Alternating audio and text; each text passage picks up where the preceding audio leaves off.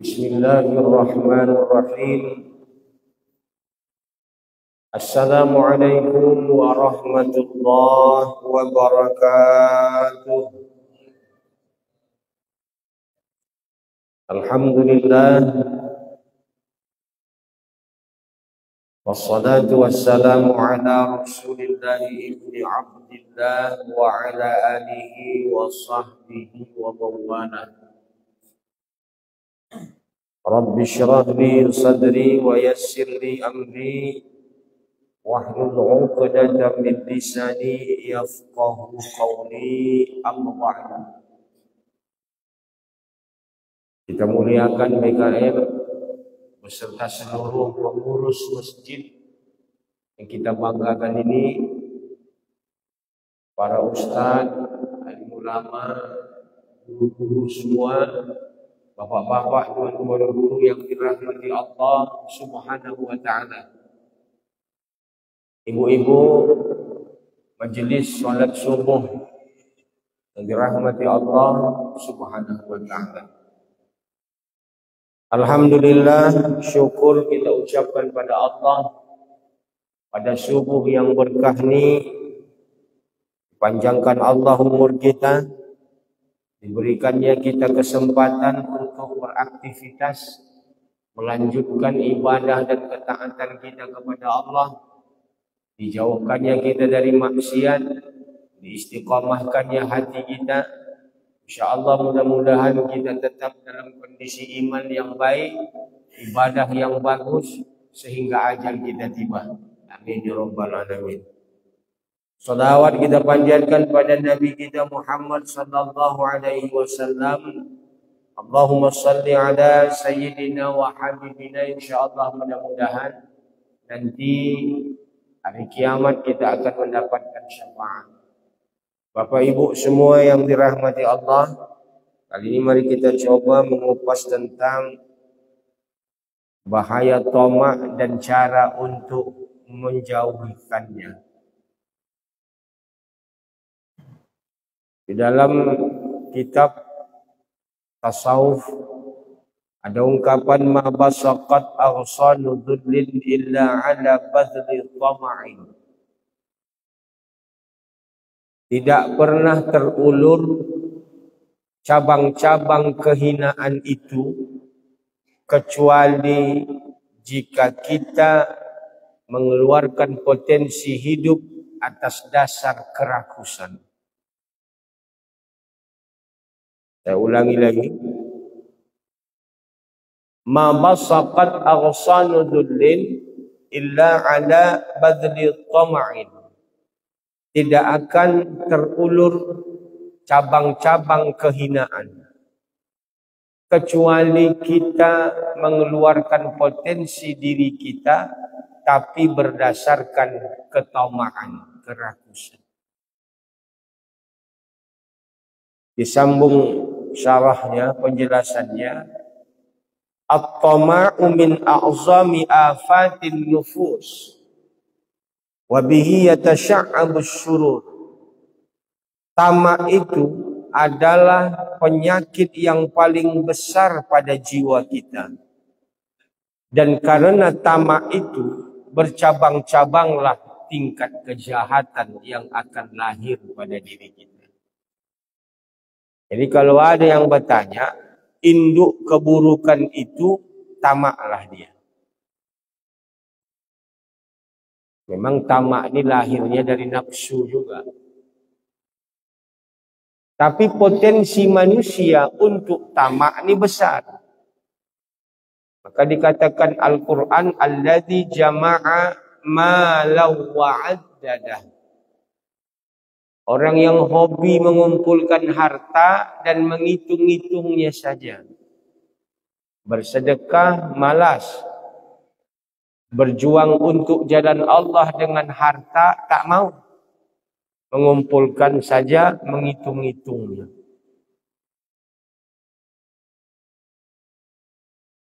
Apa namanya tamak? Ini baru dijelaskan secara tasawuf. Ta'alluqu qalbi bima fi aidin nas. Bersandarnya hati pada sesuatu yang ada pada makhluk. Ta'alluqul qalbi bima fi aidil khalqi, dalam satu kitab. Bersandarnya hati pada apa yang ada pada makhluk. Terakhir, wa tasawwufu fima siwallah, maka lahirlah keinginan dia tapi bukan karena Allah. Awak tengok presiden tu enak, makan dia dijadwalkan, jadwal keberangkatan dia diurus, naik pesawat pulang balik, kemana-mana disambut. Jabatan, mengasih jabatan sama orang mudah, mencabut jabatan dari orang mudah. Kita salut dengan itu, itulah tamak. Enaklah waktu ya, itu sudah tamak. Terakhir ingin pula awak anda jadi presiden.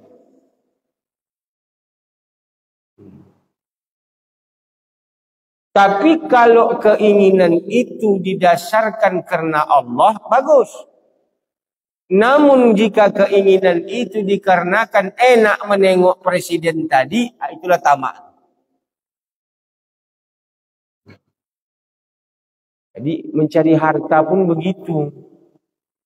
Awak tengok orang kaya, fasilitas hidup bagus, rumahnya mewah, mobilnya banyak, kebunnya luas, dihormati orang, cakapnya didongarkan, enak jadi orang kaya.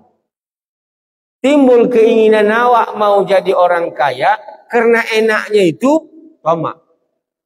Tapi kalau karena awak mau berjuang di jalan Allah, itu baru bagus. Kalau begitu Ustaz, macam mana mengambil sikap nih? Apa saja yang Bapak kerjakan di dunia ini, pasang saja niat karena Allah tujuannya. Kalau itu jadi apapun Bapak bisa. Jadi DPR bisa. Bentar lagi banyak orang nak mencalon nih Pak. Ini musim-musim pencalonan DPR bentar lagi nih. Udah banyak orang baik mendadak ini. Yang biasanya tak datang wirid, datanglah. Yang biasanya kaca motor tertutup, ini terbuka lain. Kadang-kadang tukang becak pun ketua katanya. Tukang becak pun jadi ketuanya. Ini ada harapan di calon. Boleh, boleh. Bupati mencalon bupati, bagus. Mencalon camat, bagus. Mencalon kepling, itu paling bagus. Nah, kepling ini capek kerjain. Tapi dikarenakan Allah. Kalau tidak dikarenakan Allah, hati-hati. Mencalon BKM pun tak bagus. Walaupun kerjanya di masjid, tak bagus. Kalau bukan karena ini. Jika tamak ini diperbesar, apa akibatnya Ustaz? Diungkapkan di kitab ini. Kalau tamak dibesar pada jiwa kita, lahirlah satu, khaufu madzammihim. Takut awak dengan celaan makhluk. Diaji orang awak, disindir orang awak, sodih betul hati awak. Takut awak. Jadi ukuran perjuangan dan kerja kita itu dimuliakan apa diejek? Kalau diejek orang, lo mas macam kerupuk di rondang. Itu tamak.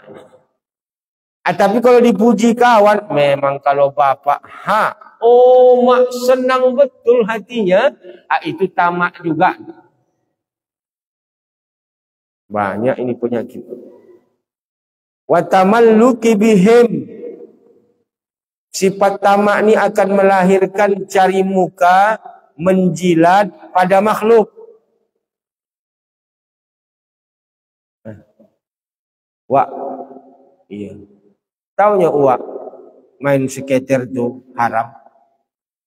Tahu. Uak kan, bos uak, tokeh uak kan hobi main skater. Iya. Kenapa tak uak bilang? Gilanya kau. Dipecatnya awak nanti kerja mampus awak kan. Ini tamak ini. Itulah rakus itu. Ya. Menjilat. Cari muka.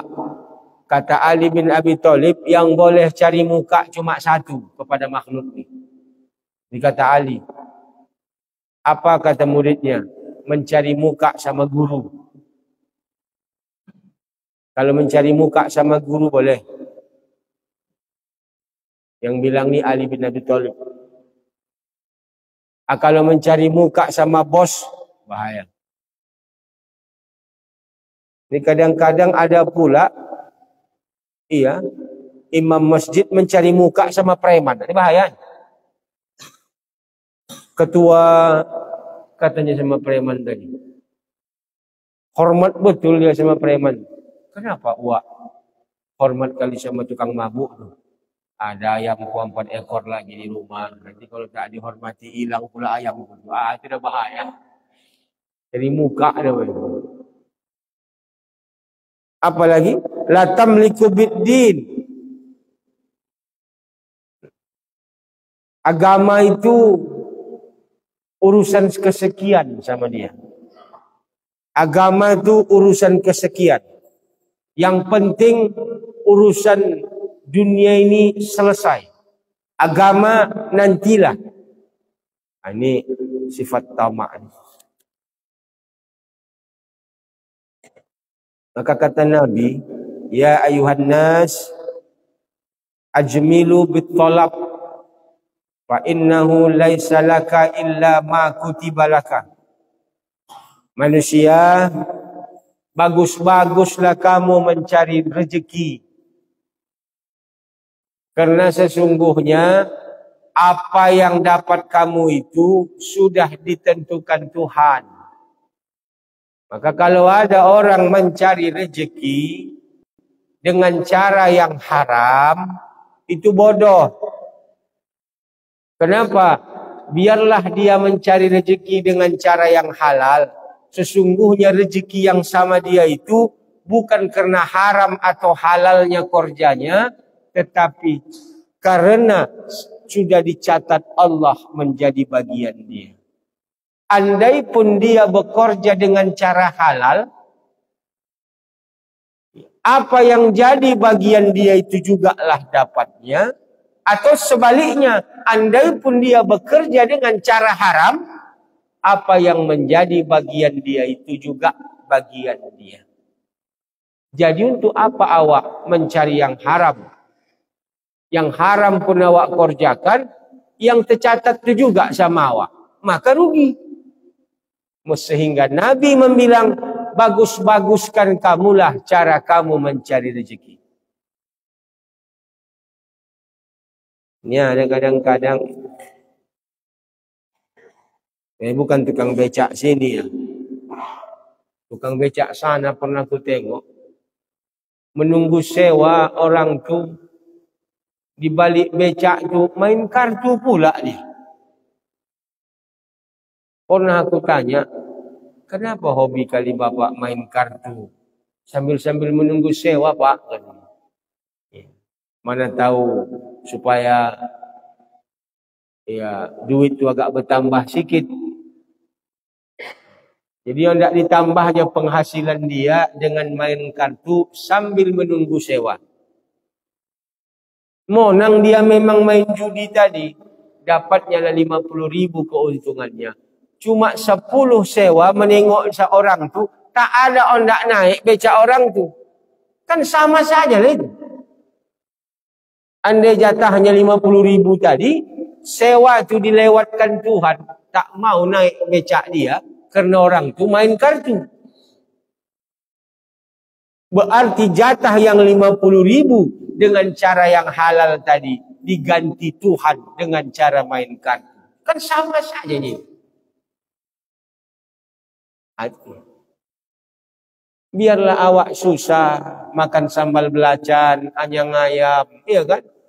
Cuma cara mencarinya enak. Ketimbang banyak duit awak kalau jadi jalan yang salah. Makanya orang dulu hati-hati betul. Hati-hati betul. Kalau perkara mencari harta ini Pak, cukup hati-hati.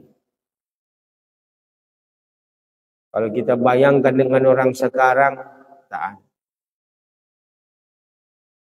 Majelis Ulama Indonesia sudah memfatwakan, ya, ini untuk pegawai selalu kona ini.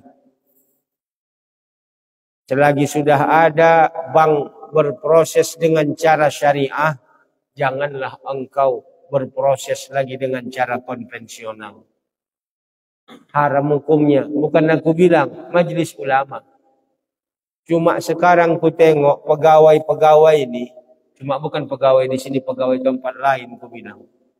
SK-nya tak pernah balik ke rumah. Sekolah saja. Bertahun-tahun sekolah. Mengambil uang dengan cara konvensional. Kadang-kadang setahun lagi mau lunas, entah maju mundur, entah apa namanya itu, apa namanya itu. Dibayar, dianggap lunas, dilunaskan, utang balik. Belinya kebun, belinya mobil, bangunnya rumahnya. Ini pernah saya bercakap sama kawan saya, berani saya bilang sama dia. Kau selama jadi pegawai 10 tahun ini, berapa kalilah kau meminjam ke bank? Apa katanya? Tak pernah SK ku di rumah. Semenjak dapat SK, ku sekolahkanlah sampai sekarang tak tamat-tamat sekolahnya. Mak. Apalah kau boleh? Kebun tu semua rumah. Jadi saya bilang sama dia, kalau kau ketahuan berzina sama bini orang, datang orang sekampung menangkapnya, kira-kira kau pindah enggak dari kampung tu saking malunya? Pindahlah bayang. Tapi ketika kau meminjam, misalnya ke Ulat Bulu, datang tukang ulat bulu tu ke rumahmu meminta duit tu, nampak bikin orang, pindah kau enggak dari kampung? Enggak pala. Kenapa? Tak masalah. Berarti kau salah. Berzina kau sama bini orang, sekali meminjam kau dengan cara riba, seakan-akan kau 32 kali berzina. Itu kata Rasul. Seakan-akan kau 32 kali berzina. Kenapa berzina sekali menyebabkan engkau pindah dari kampung tu, tapi berzina 32 kali, kok tenang-tenang saja kau? Hampir sekampung ni pun meminjam begitu, katanya. Sudah tidak, tomak, rakus. Apa kata Abul Abbas? Sahibut tamak la yashba'u abada. Orang tamak tu tak pernah kenyang selama-lamanya. Maka bertanya muridnya, kenapa guru? Alam tara anna harfaha mujawwifatun. Tidakkah pernah kau tengok huruf tamak tu semuanya berlobang? Ta berlobang. Mim berlobang tidak Pak? Berlobang. Ain berlobang. Tomaun, tonya berlobang, mimnya berlobang, ainnya berlobang. Maka orang tomak ni sibuk mengisi, memenuhi lobangnya, tak pernah berhenti-berhenti mengisinya, sampai kata Rasulullah, apa? Hatta yamla'ul jauf, sampai dia dipenuhi ibna Adam illa turab, masuk ke dalam lubang, barulah berhenti. Lubang apa itu? lubang kubur. Nah, jadi orang tomak ni, huruf tomak tu balobang, tidak pernah puas dengan duit, dengan harta ini, sehingga dia masuk ke dalam lubang. Itu lubang kubur. Nah, jadi jangan terkejut. Sifat tomak ni banyak lahir sama kita. Bukan sama bapak-bapak, kebanyakanlah manusia. Kalau aku mau bertanya, kalau bapak punya 10 miliar kira-kira Pak, 10 miliar. Sekarang bapak sudah punya 10 miliar, 10 M. 10 M itu banyak ya. 10.000 juta. Banyak itu. Kira-kira maukah bapak berhenti mencari duit? Ecek-eceknya. Pak Limbong kira-kira mau nggak berhenti mencari duit? Udah 10 M. Hah?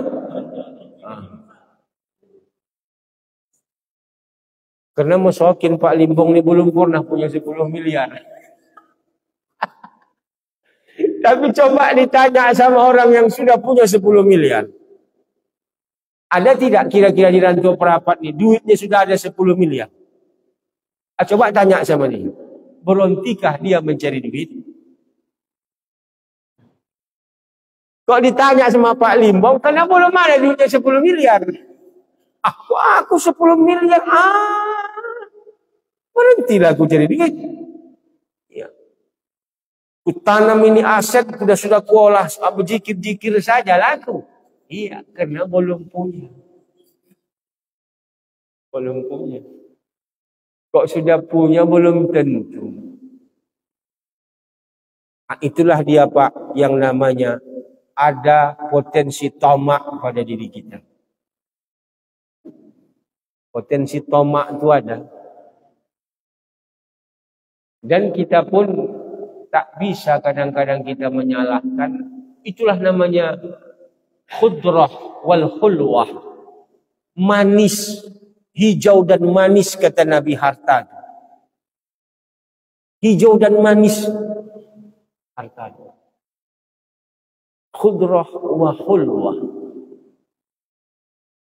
Jadi saya pernah cerita sama orang kaya. Jebul anak bapakku tengok di Akmil Pak ya. Alhamdulillah. Berapalah Pak Konak? Dibilangnya hampir 900 juta. Amang. 900 juta Pak? Iya. Terpanjang pula aku bilang ada. Kalau aku Pak ada uangku segitu, bagus ku beli ke ladang. Enak aja dia menjawab, karena kau belum punya duit sebanyak itu. Katanya pula sama awak. Iya pula. Sama dia duit segitu tak ada apa-apanya. Amin.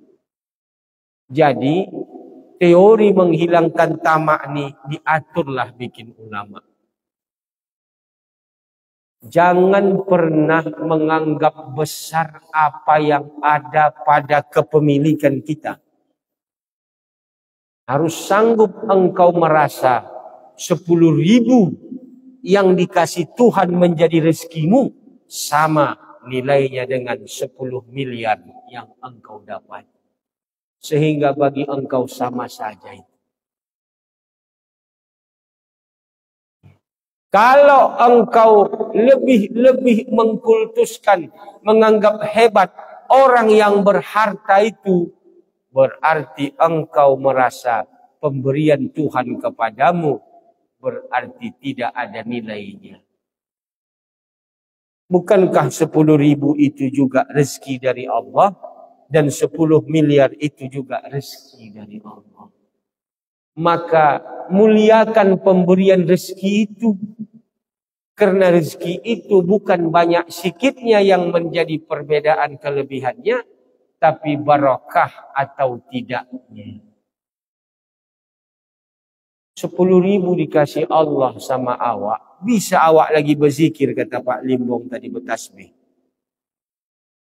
10 miliar dikasih Allah sama awak, tapi tak sempat awak berzikir atau bertasbih, lebih hebat lagi rezeki yang 10.000. Apa dalilnya? Rasul bilang, bukan saya bilang, Rasul. Inna anzalna rizqa, kata hadis qudsi. Kami menurunkan rezeki sama kamu itu liiqamatis shalah wa itaiz zakah. Gunanya supaya kamu enak sembahyang, bisa bayar zakat. Itu guna kami mengasih rezeki sama kamu. Kalau kami mengasih kamu rezeki itu membuat engkau susah sholat, payah sholat, meninggalkan sholat, cari kerja lain, berarti itu tak cocok rezeki. Itu nih. Kami mengasihnya bukan untuk apa-apa. Kami kasih kamu rezeki supaya bisa semakin enak sholat, semakin enak bayar zakat. Nah, makanya pakai AC masjid nih. Kenapa? Rezeki yang dikasih Allah sama Bapak, Bapak sumbang ke masjid ni, dibangunkan BKM di boliknya AC supaya bertambah enak sholat. Awak kalau sholat Pak pakai AC, iya, kata orang lebih khusyuk daripada tak ber-AC. Cuma kalau subuh, jangan kuat kali AC-nya, hilang khusyuk awak. Manggil begini saja lagi, ha? Ada itu aku bilang, adik kurangi kurasa volume AC-nya ini. Menjawab BKM, AC ini Pak, umatnya membayarnya Pak. Biar sajalah bosan. Bukan perkara umat membayar, perkara tak tahan awak sembahyang. Tujuan rezeki itu menambah enak sholat. Jadi kalau Bapak bekerja, dikasih pun bikin Allah bertambah rezeki itu. Cuma membuat kita bertambah sulit. Biasanya dapat awak zuhur tu Pak, setengah jam sebelum zuhur sudah sampai awak ke masjid, tiba-tiba dapat Bapak job, udah ndak habis zuhur baru bisa sembahyang. Nampaknya tak cocok rezeki itu sama awak. Ada ini, pagi jual lontong, siang jual mie parpar, sore nasi uduk, terus sampai jam 11 malam, pagi sampai jam 11 malam, pulang membersih-bersihkan jam 1 baru tidur, jam 4 bangkit balik. Amak, ini bahaya. Tak lama jim sokarnya waktu mau mati. Jadi hati-hati. Anggap 10.000 dan 10 miliar sama. Maka dalam konsep tasawuf, jangan Bapak pernah salut menengok orang dapat 10 M. Ada saja begitu. Tamak. Rakus. Walaupun tak dapat Bapak. Sepalah salut kaya dengan orang kaya. Yang kedua, kuncinya katanya, merasa engkau harus berumur pendek. Ya, qasrul amal, sehingga pendeklah angan-angan. Ini kata agama, kata Rasul kan begitu. Umru ummati ma baina sittina wa sab'in. Umur umatku antara 60-70, sedikit saja yang lewat. Tapi ada kadang-kadang umur waktu sudah 65 tahun. Semangatnya dia mengumpulkan aset tadi tak berkurang. Ibadahnya tak bertambah. Maka itulah kata Nabi, jami'ud dunya man la aqlalaha. Pengumpul dunia ini sebetulnya banyak orang yang tak berakal.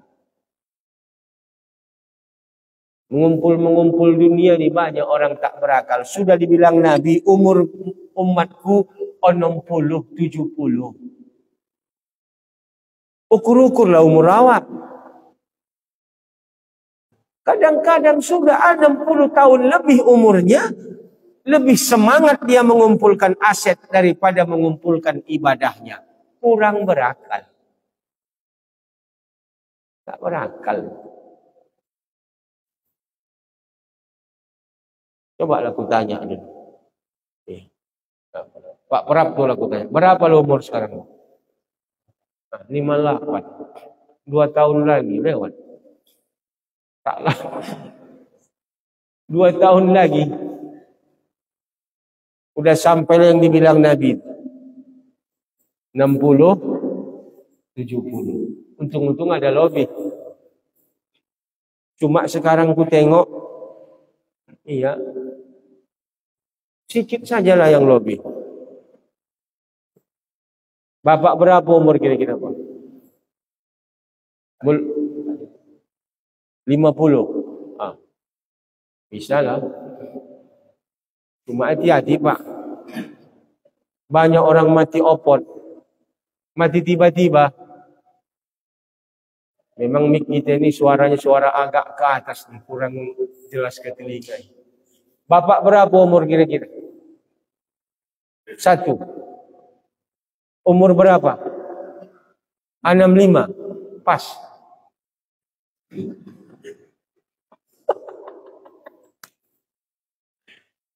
Iya. Jadi teorinya apa? Berupayalah awak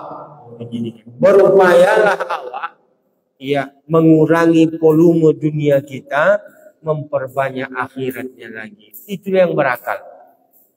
Karena Bapak kumpulkan pun, yang dikumpulkan itu bakal ditinggal. Maka orang Islam ini selalu memandang umur itu tak panjang, baru sukses. Dan begini baru enak, baru masuk ke telinga suara. Kalau awak memandang masih panjang umur, ada kadang-kadang kedai kopi wak itu. Berapa umur wak?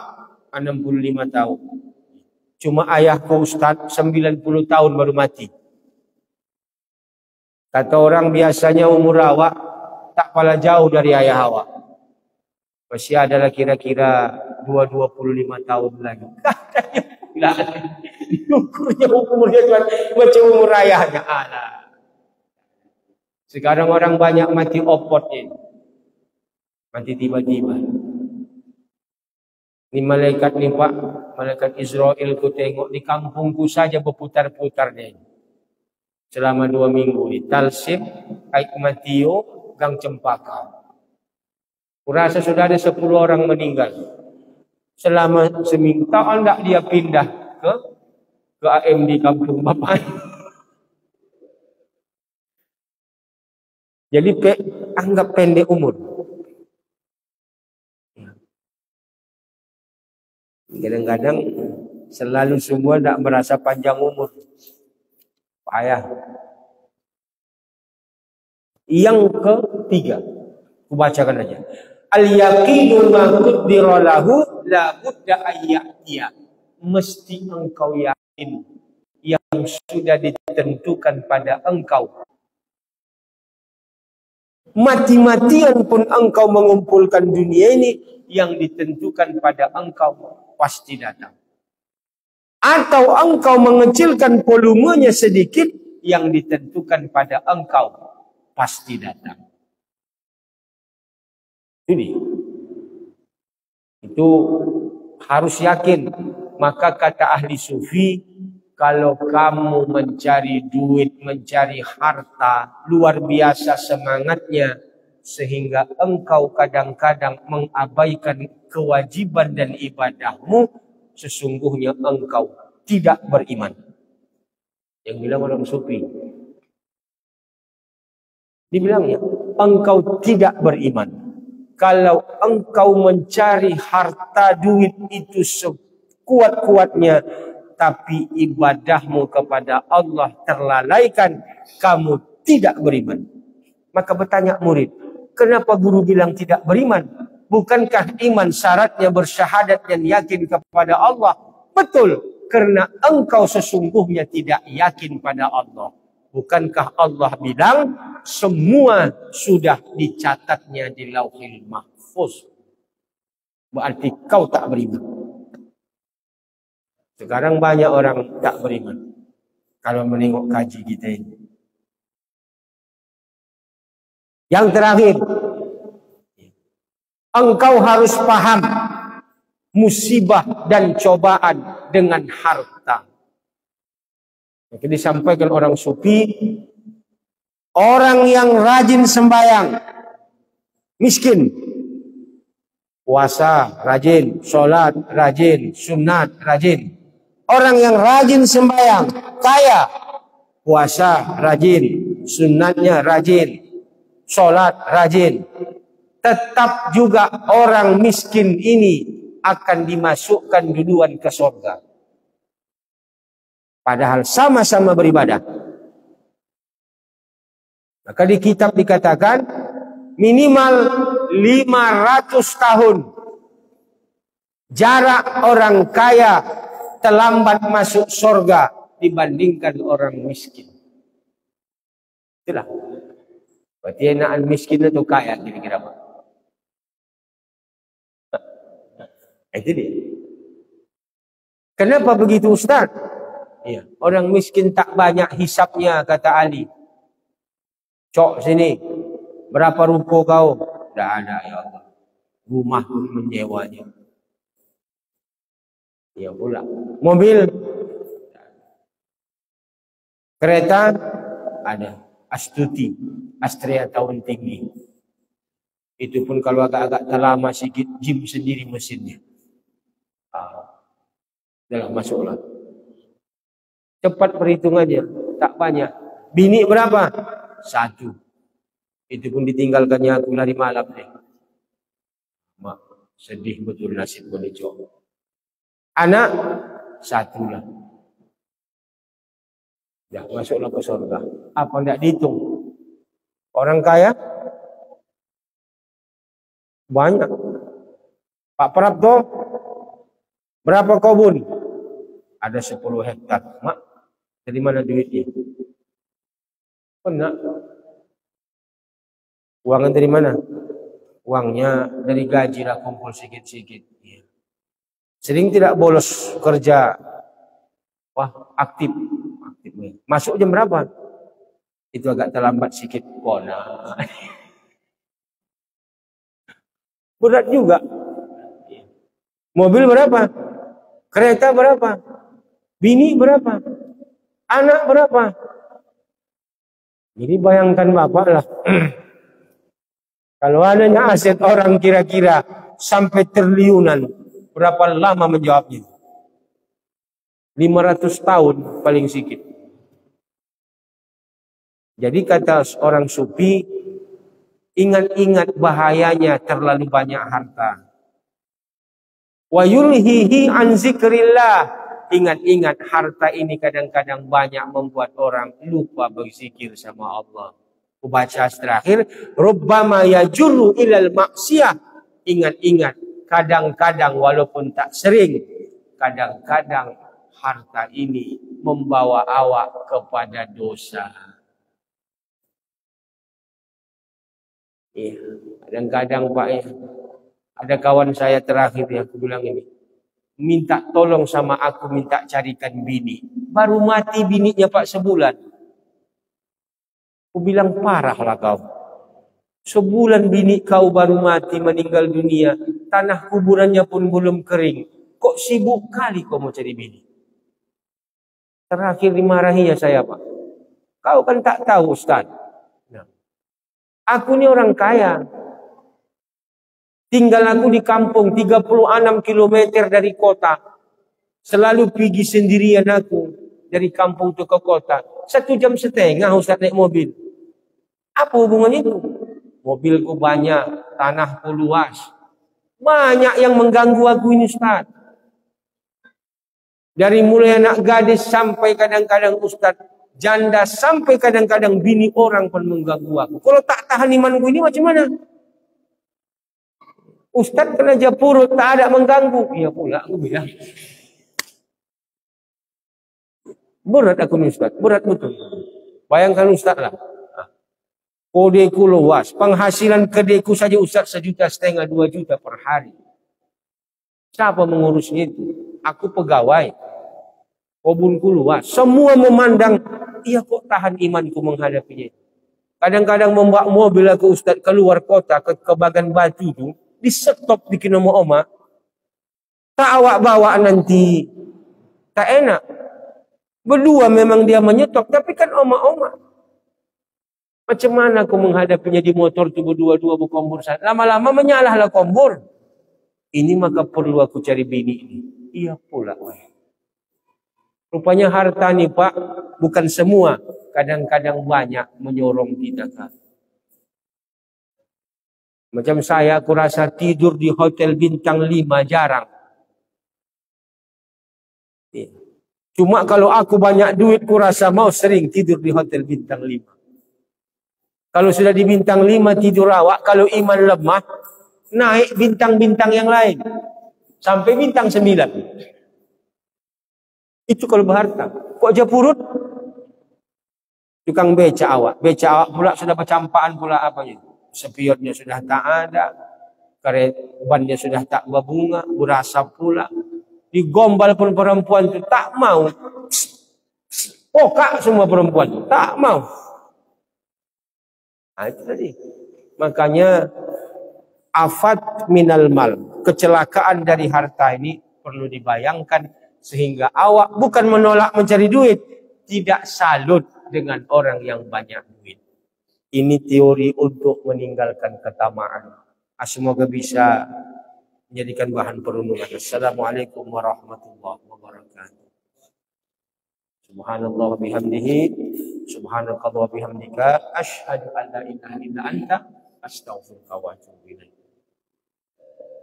Alhamdulillah.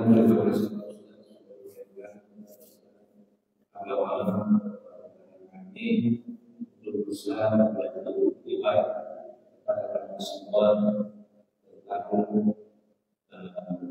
meningkatkan iman kepada Allah. Pembangunan di depan bisa baik saja selalu saya kita bersama untuk biasa bersama dari kita penuh bersama mengajar